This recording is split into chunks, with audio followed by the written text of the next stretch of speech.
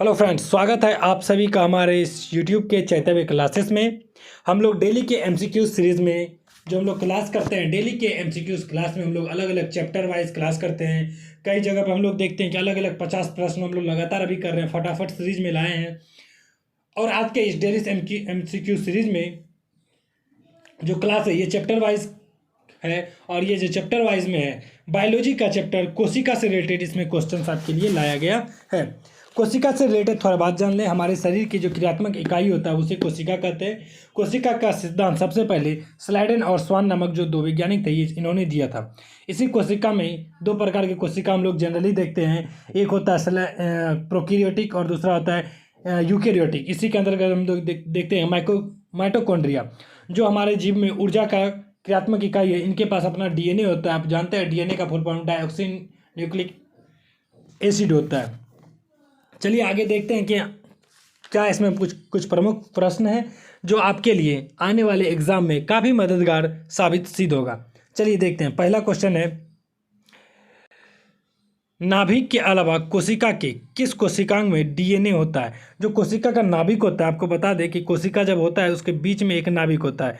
यहाँ पे नाभिक में ही न्यूट्रॉन और प्रोटॉन होता है और इलेक्ट्रॉन जो होता है इसका चक्कर लगा रहा होता है। इलेक्ट्रॉन माइनस चार्ज होता है, अंदर में प्रोटॉन और न्यूट्रॉन होता है।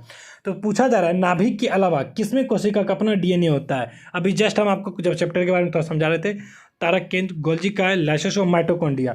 तो नाभिक के अलावा जो होता है माइटोकॉन्ड्रिया के बाद माइटोकॉन्ड्रिया के पास अपना डीएनए होता है। कोशिका का अपना डीएनए किसके पास होता है? माइटोकॉन्ड्रिया के पास, जो कि अनुवांशिक पदार्थ होता है। जो कि डीएनए क्या है कि अनुवांशिक पदार्थ है। डीएनए का खोज सबसे पहले जो किया था फ्रेडरिक मिशर 1869 में किसने किया था? डीएनए की खोज फ्रेडरिक मिशर है। डीएनए की खोज 1869 में फ्रेडरिक, याद रखिएगा, फ्रेडरिक मिशर ने इसकी खोज की थी। और वहीं डीएनए का डबल हेलिक्स सिस्टम को, जो आपके बारे में पता होगा कि डीएनए जो डबल हेलिक्स सिस्टम है, डबल हेलिक्स सिस्टम आप समझ रहे होंगे मेरे अंदाज से, आपको दिखा देते हैं। ये जो होता है ये डबल हेलिक्स, एक ये इस सिस्टम का जो सबसे पहले खोज किया था वाटसन एवं क्रिक, दो वैज्ञानिक थे। इन्होंने ही डबल हेलिक्स सिस्टम के बारे में बताया कि डीएनए जो डबल हेलिक्स सिस्टम में रहता है। आपको पता है इसमें एडेनिन, ग्वानिन, साइटोसिन, थाइमिन, ये एक दूसरे से जुड़ा हुआ कंबाइंड रहता है। एक ये रहता है इधर एडेनिन, ग्वानिन, साइटोसिन, थाइमिन। चलिए आगे पढ़ते हैं। 2 नंबर क्वेश्चन देखते हैं कि सौर ऊर्जा एटीपी में बदलती है। सौर ऊर्जा एटीपी में किसे बदलती है? एटीपी एक क्या ऊर्जा कौन बदलता है? माइटोकॉन्ड्रिया, क्लोरोप्लास्ट, राइबोसोम और परऑक्सीसोम। राइबोसोम और परऑक्सीसोम सौर ऊर्जा एटीपी में किसे बदलती है? कौन? क्लोरोप्लास्ट जो होगा इसका आंसर होगा। क्या होगा? क्लोरोप्लास्ट। क्लोरोप्लास्ट जो होता है कि सौर ऊर्जा को एटीपी में बदलने का काम करता है। यह जो है एक पादप कोशिकांग है। क्या है? एक पादप कोशिकांग है जिसमें पूरा परिणत। और क्लोरोप्लास्ट जो होता है पेड़ पौधे में पाए जाने वाले, यानी कि पादप बोल रहे हैं उसी समझ में आ जाना चाहिए, पेड़ पौधा में पाए जाने वाला। पेड़ पौधा में क्या जाता है? क्लोरोप्लास्ट पाया जाता है, जिसमें क्लोरोफिल नामक वर्णक पाया जाता है। यही क्लोरोफिल जो होता है, जो प्रोटीन जो होता है, इसके अंतर्गत क्या होता है? प्रोटीन के एक रासायनिक यौगिक पाया जाता है। और यही जो है इसी के कारण, क्लोरोफिल के कारण पत्ती का रंग जो क्या होता है? हरा रंग होता है। इसलिए इसका आंसर क्या होगा? बी नंबर आंसर बिल्कुल सही होगा। चलिए फ्रेंड्स आगे बढ़ते हैं।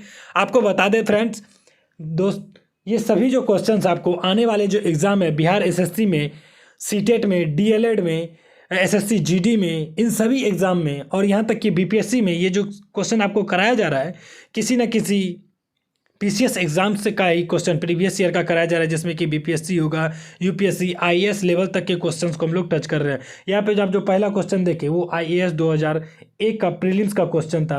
वहीं सौर ऊर्जा भी 2 नंबर जो क्वेश्चन देखे ये आपको 2019 का क्वेश्चन मिल जाएगा बीपीएससी का एग्जाम में, देखिए। तो इसलिए ये क्लास आपके लिए काफ़ी ज़्यादा लाभकारी सिद्ध होगा। इसलिए आप इस क्लास को एंड तक बने रहिए जब तक खत्म ना हो जाए। चलिए 3 नंबर क्वेश्चन में देखते हैं, निम्नलिखित में से कौन सा कथन सही है? पूछा जा रहा है निम्नलिखित में से कौन सा कथन सही है। यहाँ याद रखिएगा सही है पूछा है, इसलिए पहला ऑप्शन है प्रयास लघुत्तम सजीवी कोशिकाएं हैं। प्रायस लघुत्तम सजीवी कोशिकाएं हैं। माइकोप्लाज्म की कोशिका भित्ति एमिनो शर्करा की बनी होती है। सी है विषाणु सम एकल तंतु आरएनए अणु से बने होते हैं। वहीं डी नंबर है रिकेट्स में कोशिका भित्ति नहीं होती है। इसका जो आंसर होगा सी नंबर आंसर बिल्कुल सही होगा। सी नंबर आंसर बिल्कुल सही होगा। क्या होगा? C number. क्यों होगा? क्योंकि जो पादप विषाणु एक प्रकार के पूरा अल्प विकसित होता है, ये अविकल्पी परजीवी होता है। क्या इसको बोला जाता है? ऑब्लिगेट पैरासाइट्स होता है। इसको ऑब्लिगेट पैरासाइट्स बोला जाता है इंग्लिश में। ऐसे हिंदी में देखें तो अविकल्पी परजीवी बोला जाता है, जो कि सिर्फ हमारे शरीर में पोषी कोशिकाओं के अंदर ही वृद्धि एवं प्रजनन करते रहता है। वहीं चलिए आगे बढ़ते हैं। 4 नंबर क्वेश्चन, साधारण मानव में गुणसूत्रों की संख्या कितनी होती है? आपको पता होगा साधारण मानव के अंदर गुणसूत्रों की संख्या कितनी होती है। अगर जोड़ा में पूछा जाए तो याद रखिएगा कि 23 जोड़ा में पूछा जाए 23 जोड़ा, और ऐसे गुणसूत्र पूछा जाए तो कितना हो जाएगा? 46 हो जाएगा। कितना होगा?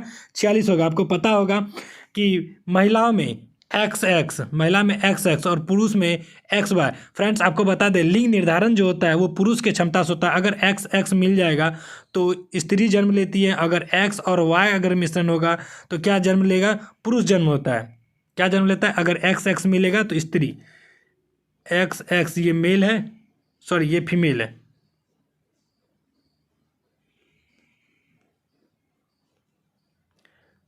ये फीमेल में पाया जाता है, और फिर वही XY जो होता है ये आपको मेल में पाए जाने वाला है। अगर X मिल गया, इधर से स्त्री का X और एक इधर पुरुष का एक X, तो क्या लड़की जन्म लेगा? फीमेल जन्म लेगा। वहीं अगर X और Y अगर मिलेगा तो इससे क्या जन्म लेगा? मेल, यानी कि लड़का जन्म लेगा। इसीलिए जो गुणसूत्र होता है 23 जोड़ी पाया जाता है, जिसमें कि 44 पुरुष और XY एक जो होता है गुणसूत्री निर्धारण करने के लिए। 44 जो होता है हमेशा सेम होता है। जैसे कि महिला में देखिए 44 अगर जो है तो 44 सेम होगा। क्या होगा? 44 सेम होगा। 44 को सेम रहता है। फिर इधर पुरुष में 44 सेम रहता है।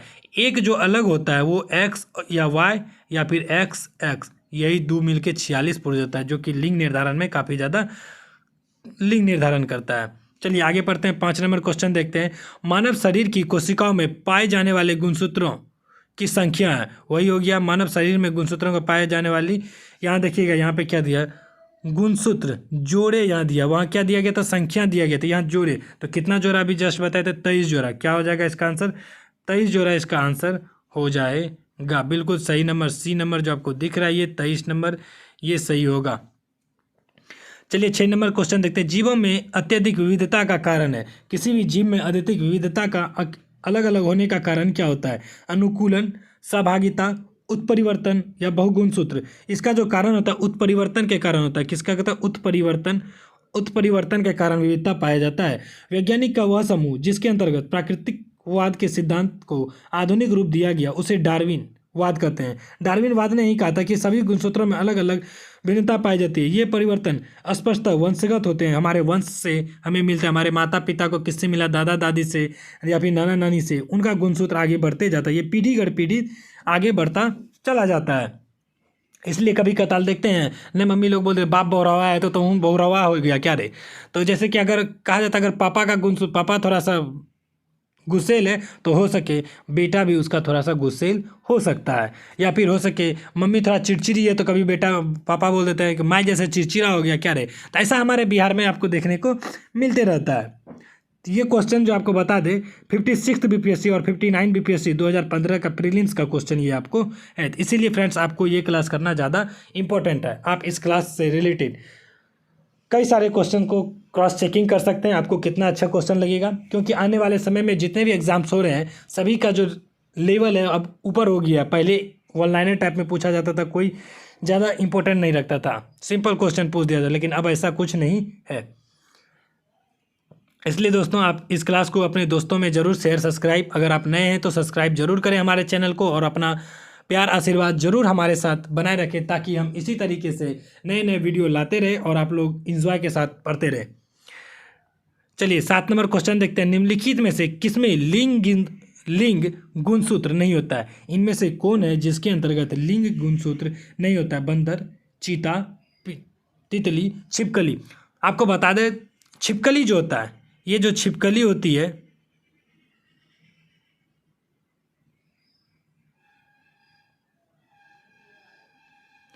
ये जो आपको छिपकली देखने को मिलता है ना, छिपकली के का लिंग गुणसूत्र कैसे निर्धारित होता है? ये प्रकृति में जब आता है, प्रकृति के अनुसार ये अपना लिंग निर्धारित होता है, यानी कि प्रकृति इसे जिस प्रकार से निर्धारण करने के लिए देता है, यानी कि पर्यावरण के ताप के आधार पर उनसे ये लिंग इनका तैयार होता है। यानी कि अगर ज़्यादा गर्मी है, मान के चलिए, ज़्यादा तो हमें नहीं पता इस बारे में, अभी नहीं बताऊंगा। जैसे कि छिपकली का अनेक प्रजातियाँ जो होता है सरीसृपों के अंतर्गत आता है। इसका लिंग गुणसूत्र जो होता है जन्म लेने के बाद निर्धारित होता है। मान के चलिए अगर प्रकृति में ज़्यादा तापमान है तो अगर वो पुरुष निर्धारण कर सकता है तो हो सके वो पुरुष बन जाए या फिर स्त्री में तब्दील हो सकता है। इसे आप थोड़ा सा गूगल करके चेक कर लीजिएगा। वहीं देखते हैं 8 नंबर क्वेश्चन, इसलिए इसका जो आंसर होगा 7 का डी नंबर आंसर बिल्कुल सही होगा, छिपकली। 8 नंबर क्वेश्चन देखते हैं, पादप कोशिका जंतु कोशिका से किस प्रकार भिन्न होती है? जो पादप कोशिका होता है जंतु कोशिका से कैसे भिन्न होता है? माइटोकॉन्ड्रिया, कोशिका भित्ति, जीव द्रव की उपस्थिति, कोशिका केंद्रक। पादप कोशिका जंतु कोशिका से कोशिका भित्ति से अलग होता है, क्योंकि जंतु कोशिका में कोशिका भित्ति नहीं पाया जाता। हम देखते हैं पेड़ पौधा पे ऊपर वाला जो छाल ऊपर होता है इसे ही कोशिका भित्ति के तौर पे हम लोग जानते हैं। कोशिका भित्ति, पादप कोशिका में कोशिका भित्ति पाया जाता है, जबकि जंतु कोशिका में कोशिका भित्ति नहीं पाया जाता है, इसलिए ये अलग होता है, एक दूसरे से क्या है, अलग है। और कोशिका भित्ति पेड़ पौधों को मजबूती, बाहरी संरचना बनाए रखने में मदद करता है। इसी के अंदर जो होता है सेल्यूलोज से निर्मित होता है। ये जो कोशिका भित्ति होता है ये सेल्यूलोज से निर्मित होता है। चलिए 9 नंबर क्वेश्चन देखते हैं, जंतु कोशिका में निम्नलिखित में से क्या अनुपस्थित होता है? जो जंतु कोशिका होता है उसमें क्या अनुपस्थित होता है? सेल्यूलोज की कोशिका भित्ति, केंद्रक, माइटोकॉन्ड्रिया, ये सब तो होता है। सेल्यूलोज का कोशिका भित्ति नहीं होता है जंतु कोशिका में। बताएं मानव में कोशिका भित्ति होगा? नहीं होगा, तो मानव में सेल्यूलोज नहीं पाया जाता है।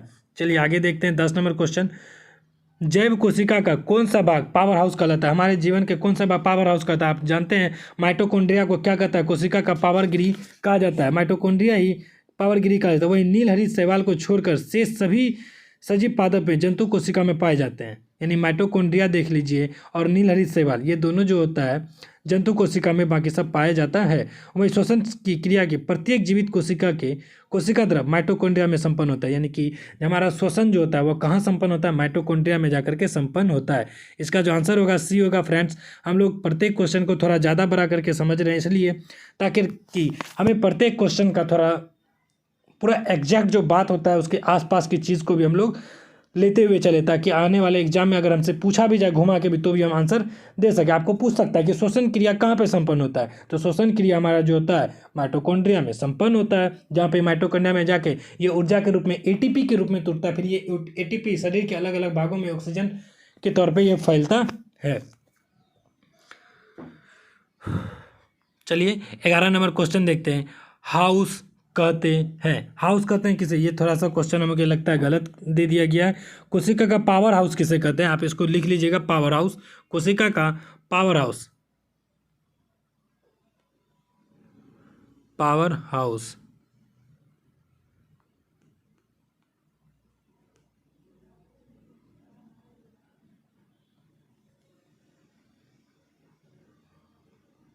पावर हाउस के बारे में पूछा जा रहा होगा इस यहाँ पे पूछा होगा कोशिका का पावर हाउस किसे कहते हैं? पावर हाउस आपको पता होगा पावर हाउस किसे कहते हैं? माइटोकॉन्ड्रिया को कोशिका का क्या कहता है? पावर हाउस क्या होगा? माइटोकॉन्ड्रिया। माइटोकॉन्ड्रिया हो जाएगा, बिल्कुल सही आंसर होगा आपको जो माइटोकॉन्ड्रिया, इसका बिल्कुल सही आंसर हो जाएगा। चलिए आप लोग बी नंबर टिक कर लीजिएगा, माइटोकॉन्ड्रिया। 12 नंबर क्वेश्चन देखते हैं कि कोशिका का शक्ति स्रोत होता है। कोशिका का जो शक्ति स्रोत, ये भी उसी से रिलेटेड क्वेश्चन है। कोशिका भित्ति, माइटोकॉन्ड्रिया, राइबोसोम, न्यूक्लियस। कोशिका का शक्ति स्रोत माइटोकॉन्ड्रिया होता है। वहीं 13 नंबर क्वेश्चन देखते हैं। 13 नंबर क्वेश्चन कहता है प्लाज्मा झिल्ली बनी होती है। प्लाज्मा जो झिल्ली होता है ये किस चीज़ का बना होता है? प्रोटीन की, लिपिड की, कार्बोहाइड्रेट्स की, या प्रोटीन और लिपिड दोनों की? प्लाज्मा झिल्ली प्रोटीन और लिपिड दोनों की बनी होती है। प्रोटीन और लिपिड दोनों की बनी होती है। ये कोशिका की एक अर्धपारगम्य झिल्ली होती है। कैसा? अर्धपारगम्य झिल्ली। ये हर एक चीज़ को अंदर जाने नहीं देता। जैसे कि एक कोशिका हो गया, ये केंद्र के अंदर में कोशिका झिल्ली होगा। ये जो है कोशिका झिल्ली के अंदर हर एक चीज़ को अंदर बाहर जाने नहीं देती, किसी खास चीज़ को ही जाने आने देती है। वहीं सजीव कोशिका के जीव द्रव को घेर कर रखती है। सजीव कोशिका के जो अंदर जीव द्रव है इसको ये जो क्या करते हैं, घेर करके रखती है। इसके अंदर जीव द्रव है ये बाहर से क्या करते हैं, घेर करके पूरी तरीके से रखती है। वहीं देखते हैं कि रॉबर्टसन 1959 द्वारा प्रस्तुत अवधारणा के अनुसार कोशिका झिल्ली की बाहरी एवं भीतरी परतें प्रोटीन द्वारा तथा मध्य वाली परत का निर्माण लिपिड द्वारा होता है, यानी कि रॉबर्टसन ने ही बताया था 1959 में कि जो अंदर का जो झिल्ली होता है वो प्रोटीन का और बाहर का जो झिल्ली होता है वो लिपिड का बना हुआ है। किन्होंने बताया था? रॉबर्टसन। किसने बताया था? रॉबर्टसन।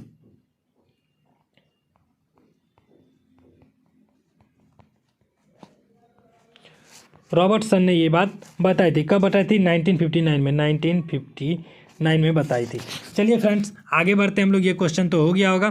14 नंबर क्वेश्चन देखते हैं।